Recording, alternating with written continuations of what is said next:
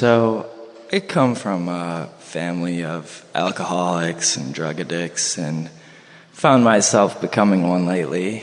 And I'll even notice the exact thoughts and cravings and sensations and whatnot that lead me to do it. Mm-hmm. But I find myself really struggling against making the choice not to. Yeah. And I was just wondering if you could speak on that at all.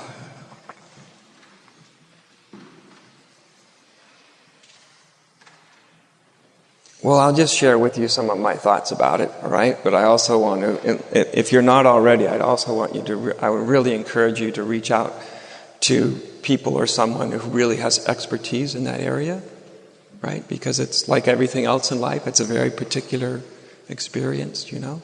I find that people encounter this all the time with something they, in one sense, don't want to do, something they feel or know is kind of destructive for them and unhealthy, and yet at the same time feel at times very compelled, right, emotionally, almost biologically, in a certain sense to do. And it creates a division inside, right? Why do I do the things I don't want to do? Why do I keep running into this feeling of being powerless at times against my own impulses, my own desires? Why don't I seem to be able to override them, you know? Like, what's wrong with me? That's what we end up kind of thinking. And of course, the first answer to what's wrong with somebody who can't do that is, nothing's wrong with you. Welcome to the human family. Everybody has those kinds of experiences with some regularity for the most part.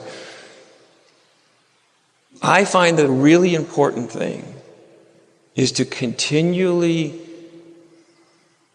come back to not what I should be doing or shouldn't be doing, but what do I really want to be doing? Imagine that you took all of the labeling, you know, the shoulds and shouldn'ts away, and it was, just imagine it got erased from your brain. I shouldn't be doing this. I shouldn't be drinking. I shouldn't be, right? It's bad, it's harmful, it's whatever it is. Just imagine that somehow that could totally disappear from your system. And you were just left with you. And the only question you'd be left with is, what do I deeply want to do? What do I deeply want to do? Not what I should do. What do I deeply want to do? Because when we tap into what we really want for ourselves, and not because there's any should, whether it's in your mind or anybody else's mind about it, but you really touch into what you want, what we really, really want in life, we don't have a whole lot of difficulty in starting to orient ourselves in that direction. What I really want, right? And then also just to be honest with yourself about, look, whether it's drinking, whether it's drugs, whether it's, well, almost any form of entertainment. And by the way, I'm all for entertainment. Don't misunderstand me. Watching the TV, whatever. So much of this can be and often is used as a means not to feel what we're feeling. Right? Kind of a form of self-medicating. Right? I'm having these thoughts. I don't want to have them. I'm feeling this thing. I want something to distract me from it. So I'll whatever my drug of choice is.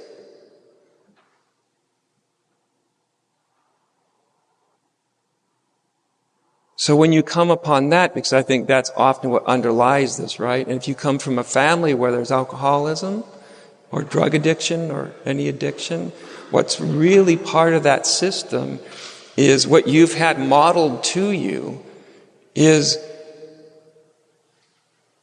difficult and powerful emotions are dealt with by medicating myself. Nobody says that. But that's a big part of what informs some of the activity. People can also even have a biological predisposition, right? Which is totally outside of what I just described. But also, you get modeled to you, this is how I deal with the challenges of life, because there's a hell of a lot of challenges in life, right? And so knowing that, that's what I've seen. That's what I've watched. Without even knowing it, that's what I've taken into myself. And so I'll feel that kind of instinct. And when you feel that, again, never make it right or wrong. Is that what I want to do right now? Do I want to medicate myself, essentially?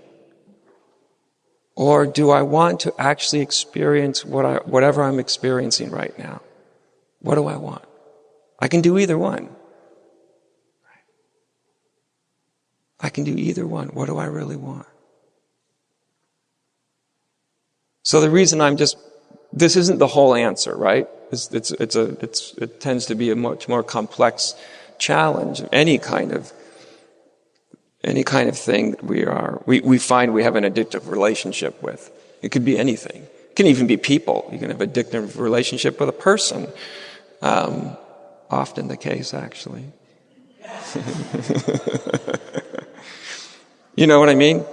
But I would really, really let yourself just try like an experiment of seeing if you can just sort of withhold from moments what you think you should be doing, much less what anybody else thinks. So you can really start to get in touch with, what do I really want here? What do I want? What kind of life do I want? And it's all up to you, right? You can have any kind of life you want. Right? If you wanted to have the life of an alcoholic, you can do it. God's not going to be upset.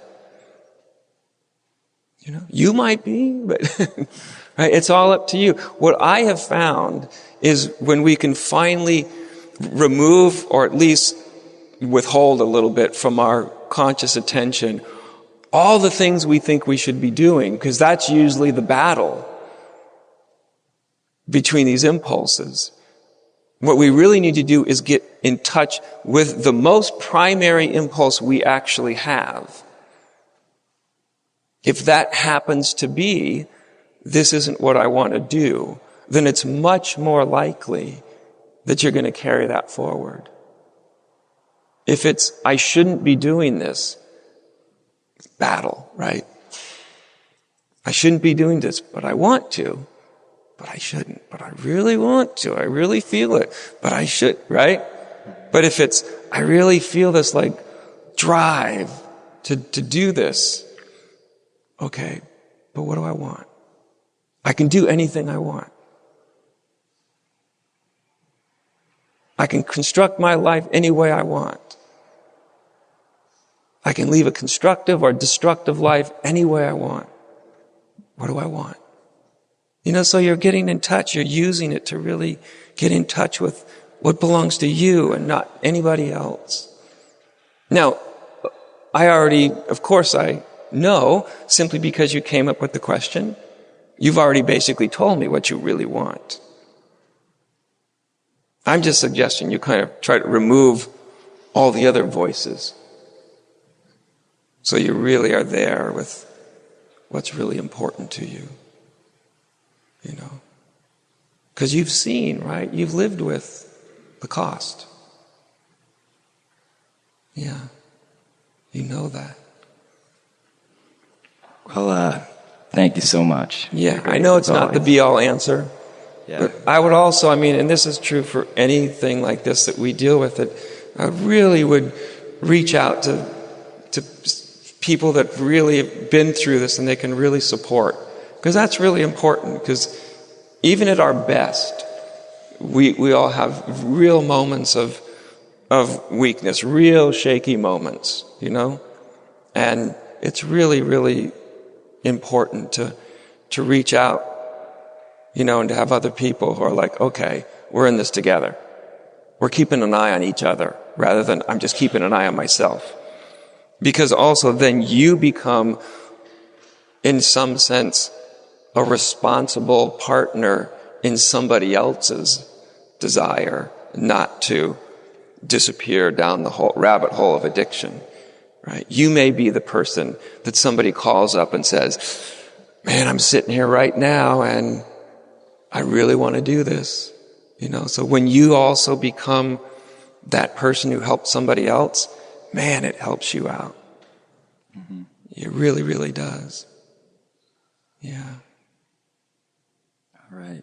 I'm going to go back to my seat now because I really don't like standing here. All right. Thanks a lot. I know. It's a little intimidating being in front of all these people, but yeah. I appreciate your courage. It's courageous. Yeah.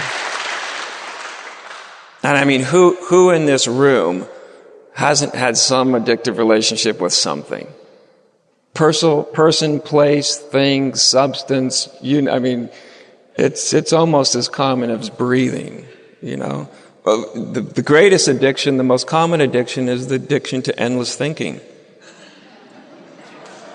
And when you even think about, like, not that you can stop your thinking, but if you think, I'm just going to kind of pull back my fascination with my own thinking, you get the symptoms of an addict.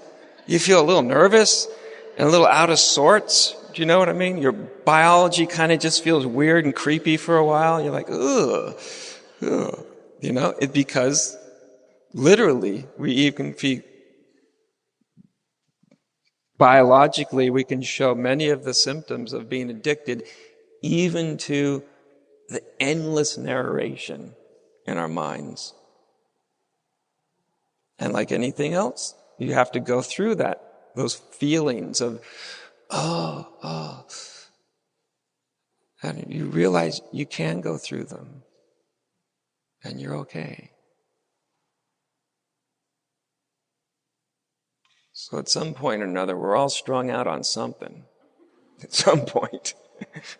We can all be very humble in that regard. So nice to be with you here today. Enjoy your break as well.